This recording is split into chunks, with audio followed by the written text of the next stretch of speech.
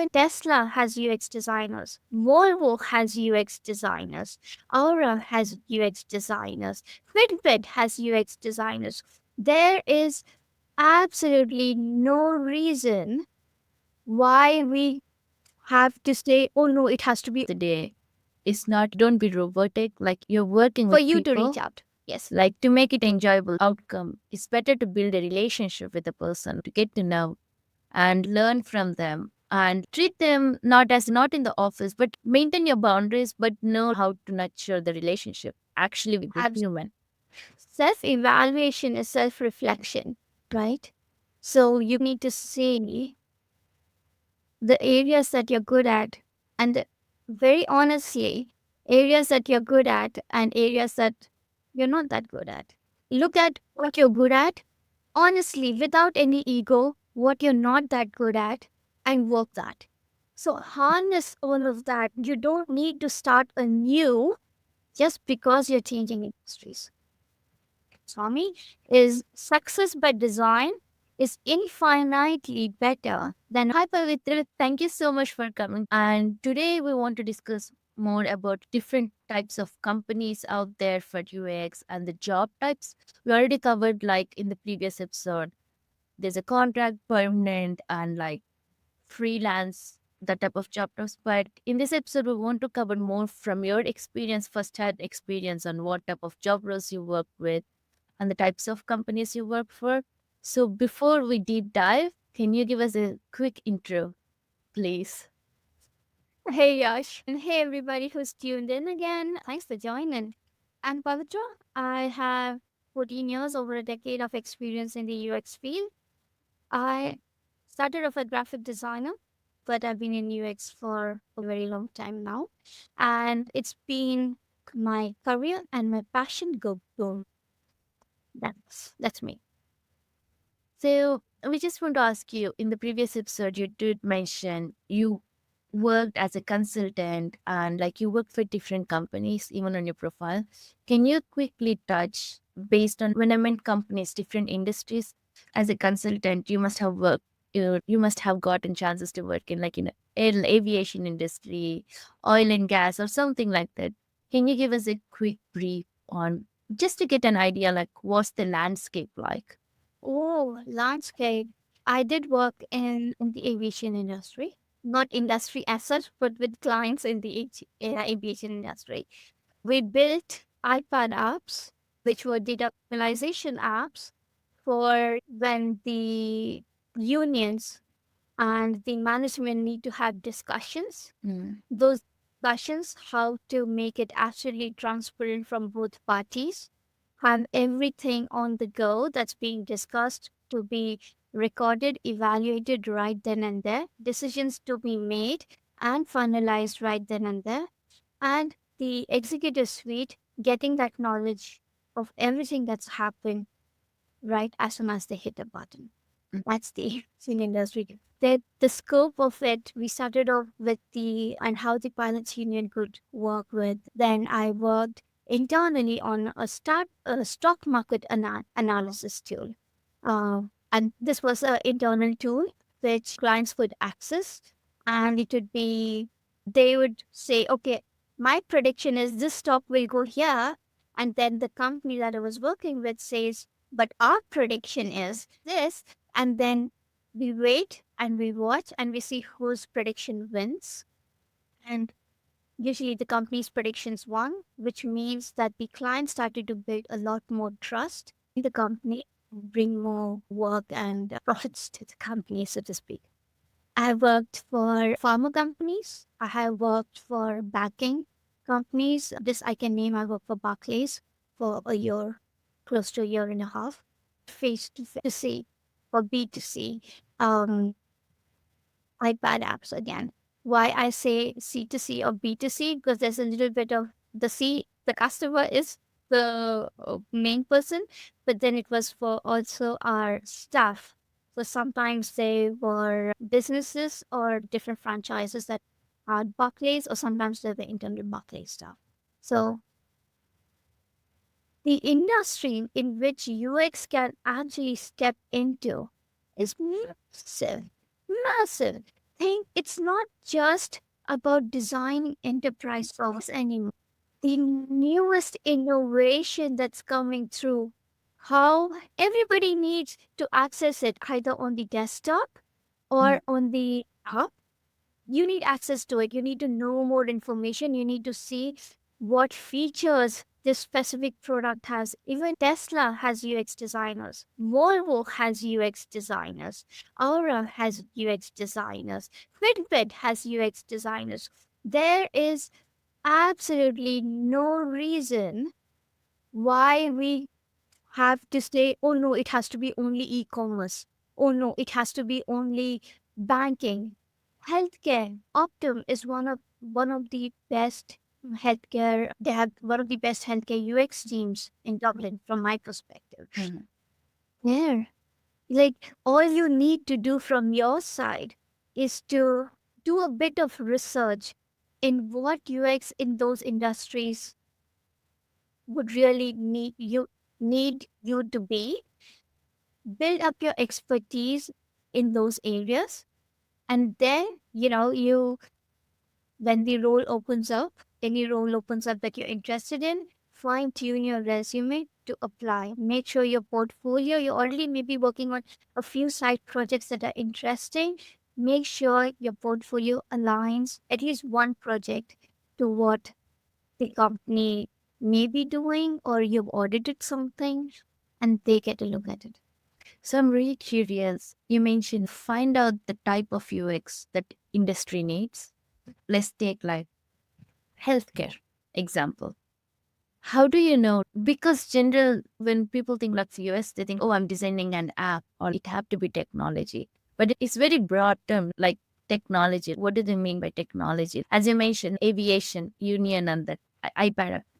Yes, of course there is some sort of app or digital interface we can call it in a safe way.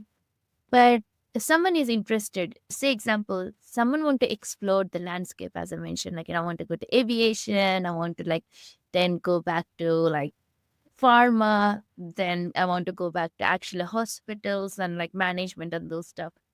So how exactly a person can do a research what type of UX is there in that industry and build a portfolio case for that, like in a sample case study. How do they do that? Do you have tips for it?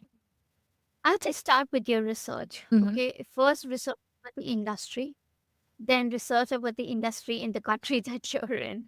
Research companies that are there in the country that you're in. Reach out to people on LinkedIn Mm-hmm. or AD or any other mentorship platform, and to just have conversations on what the scope of UX is. Maybe they'll give you a really good insight into and make you want to go, yeah, healthcare is where I want to be, or they will help you evaluate if healthcare is really the way you want to go, or you need to explore something else as well. So doing your research about the industry, talking to people, there's WUX, there's UXDX, you go to all these conferences, these meetups, talk to people because they come from varied industries. Unless you talk to them, you won't know. Mm-hmm. So talk to them, understand, build those relationships. The more relationships you build, the more insight you will get. You may find what Moni from WX, he's the, I think, director in Optum. So he director of UX in Optum. So he runs Dublin UX. It's a meetup group. And they're going to have these meetups. So go there. If you can, talk to him. Talk to his colleagues. Talk to his team. Because his team are bloody amazing as well. Reach out to people for whichever industry you're interested in. Have conversations face to face, online, whatever works. Mm-hmm. And it does for you. And then go into, okay, which companies have openings and what do I need to do to get in there? That's very good. And so it seems like an out of the box thinking for getting a UX job. It's not like a traditional let them initiate. You're being more proactive and actually For improving your UX skills roles, before you enter his, the specific. yeah, I'd say historically, Xers for any job role have had to always be proactive. If I speak only for myself, any job that I have ever applied to, I have always fine-tuned my resume, had at least one project that I can showcase to them that is maybe not their brand, but within the similarities to the industry. So showing a bit of cadence and interest in what they are doing is very helpful. Things have changed.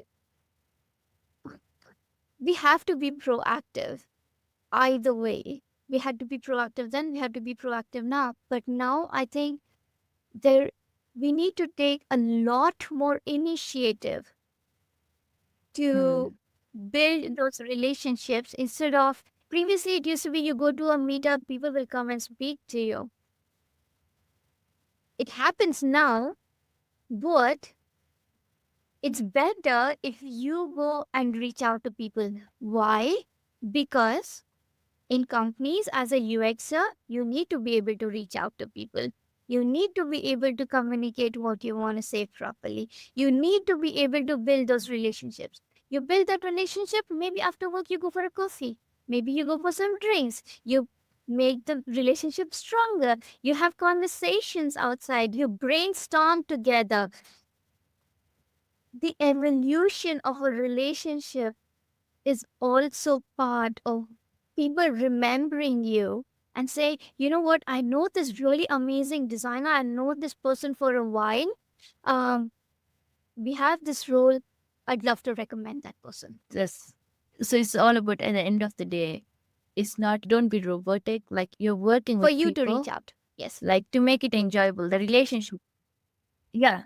It's not only reaching out, as you mentioned in the previous episode. Be professional. Don't use like informal, hey, dear, sweetheart. No, not that type of language. Be professional. And when you said that, I also felt it's okay to reach out in a cold email, but also if you want to get a better outcome, it's better to build a relationship with the person, to get to know and learn from them and treat them not as, not in the office, but maintain your boundaries, but know how to nurture the relationship actually with the abs- human. So absolutely. that's really good. And can I ask you something? If someone, how to find, if someone really wants to go to an insurance industry from B2B to B2C, they move like in a lateral move. It's very easy to move. So they were like trying to explore different industries, just like a fictional scenario. And their strategy is like it's very big jump to move from insurance to directly to aviation. It's like a lot of gap to cover. It's not a smooth transition. So they thought, okay, you know what? I moved to like insurance B2B to B2C, where they cover like travel claims and those stuff. Then I will move to aviation. I'll slide to aviation. And from aviation, again, like I may slide back to something else and then go to health insurance. So Mm-hmm.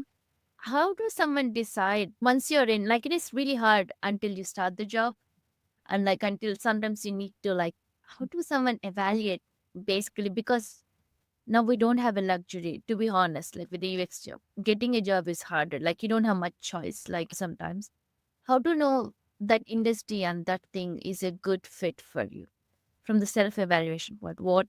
How do someone evaluate? Self evaluation is self reflection, right? So you need to see the areas that you're good at and very honestly areas that you're good at and areas that you're not that good at.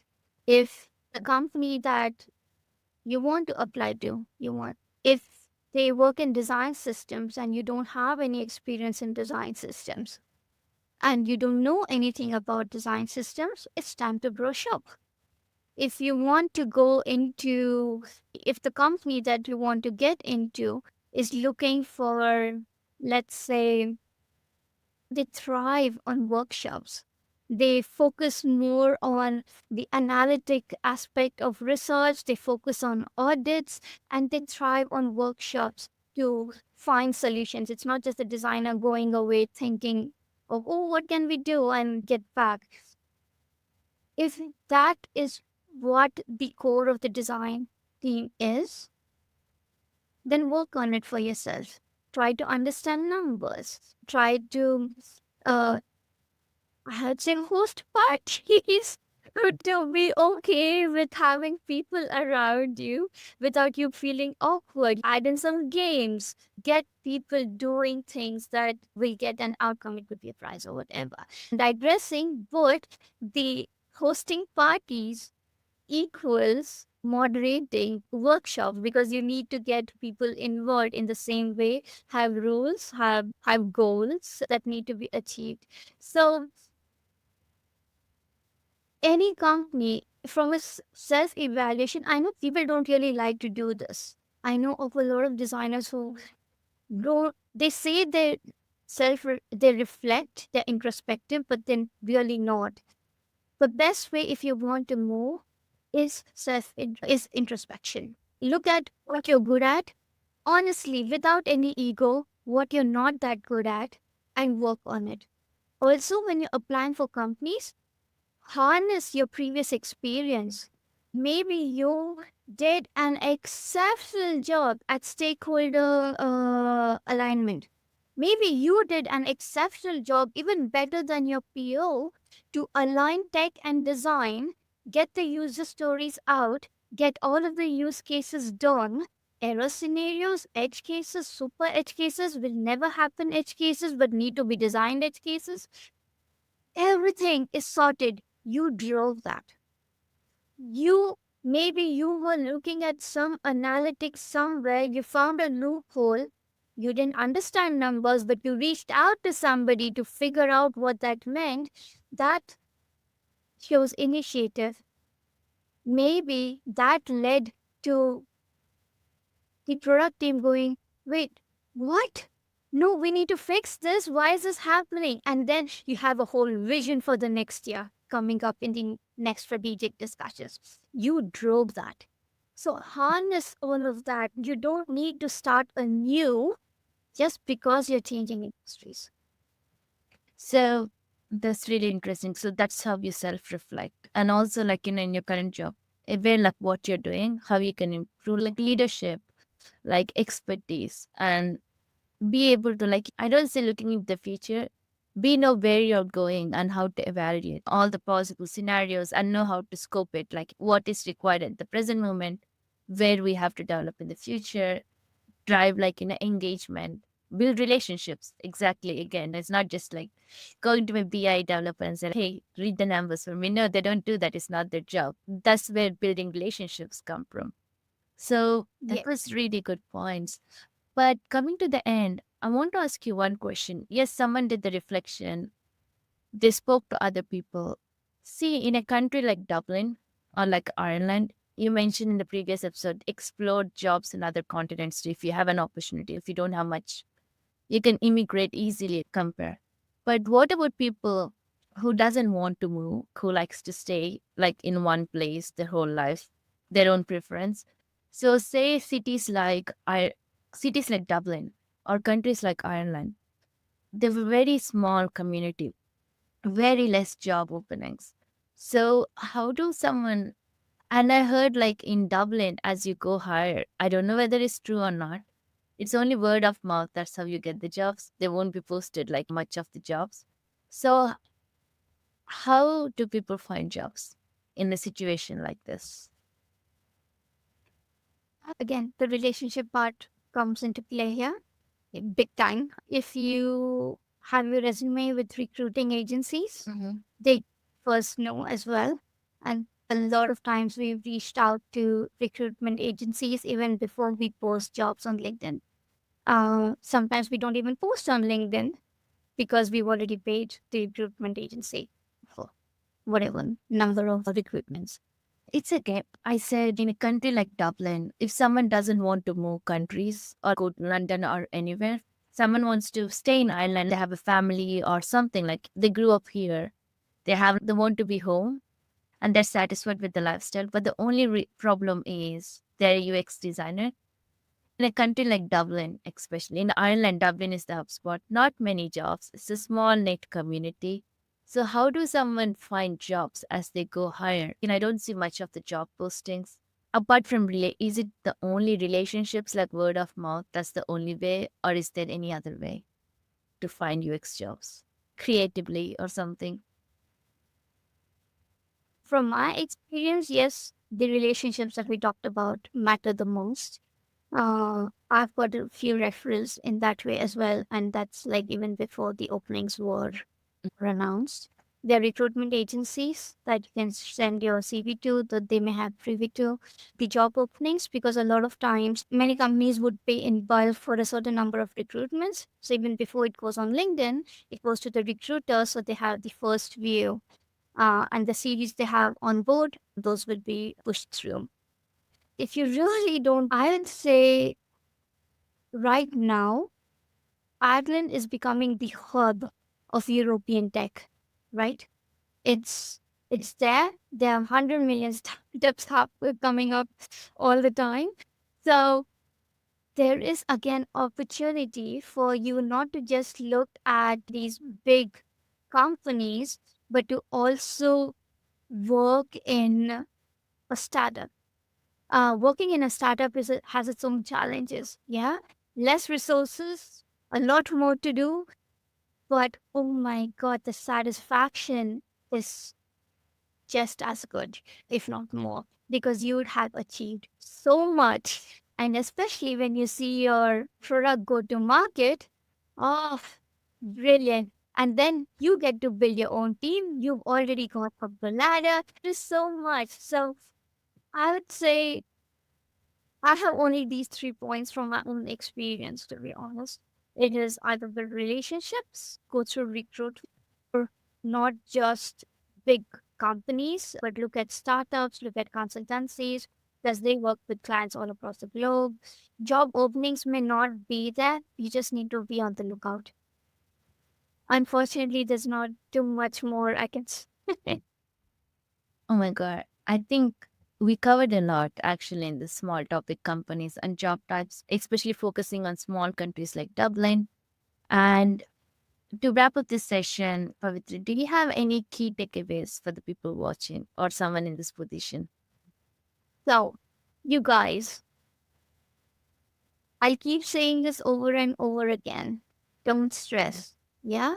One of the main things that I would like to tell you, which I heard from a monk in India named Osami, is success by design is infinitely better than a win by chance.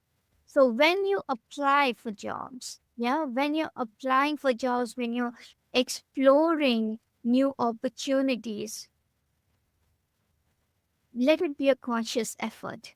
Yeah. You want it, you make it happen. Like, it may be a little bit of a waiting game, but eventually it'll happen. That's my belief, and this is something that I work very strongly towards. So let me repeat that for you. Success by design is infinitely better than a win by chance. So I hope you guys get your successes. Oh my God. That's such a, I may use it as a motivational quote. Success by design is a lot better. Don't dread like you don't have luck then. Actually, on my portfolio site, leadership section is actually right there. So okay, I think this will be important here. Oh my God, it's been such a lovely conversation. And I want to thank again Pavitra for coming back to the episode and hope we'll see you in the follow up episode. Thank you so much. Awesome. Thank you, Yash. See you guys.